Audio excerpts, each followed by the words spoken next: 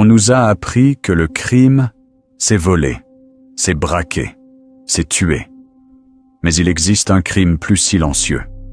Un crime qui ne fait pas de bruit et qui détruit pourtant des nations entières. Ce crime-là ne se commet pas dans une ruelle. Il se commet dans des bureaux climatisés.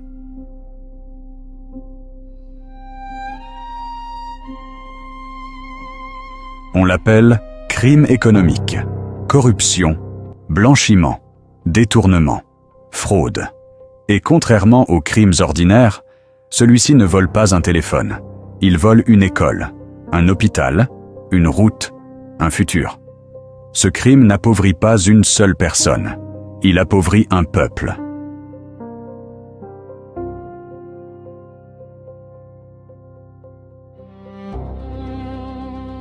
Le plus choquant, ce n'est pas que ces crimes existent.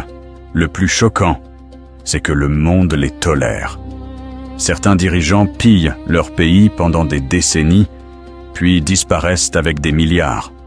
Et quand ils tombent, ils ne tombent pas dans une cellule. Ils tombent dans un exil de luxe. Un autre pays les accueille. Une autre banque les protège. Une autre loi leur offre le silence.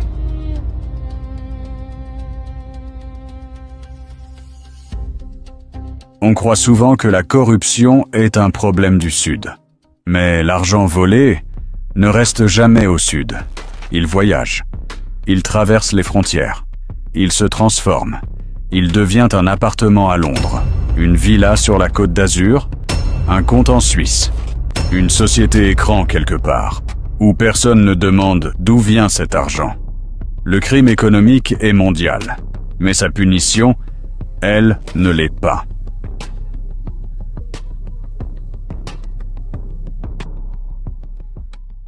Et c'est là que le système révèle son vrai visage. Pour un crime économique, il faut prouver. Tout prouver.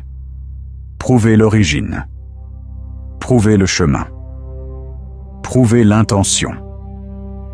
Pendant ce temps, les preuves disparaissent. Les dossiers se perdent. Les témoins se taisent. Les juges sont remplacés. Et les criminels deviennent intouchables. Parce que dans ce monde, la justice est souvent forte contre les faibles et faible contre les forts.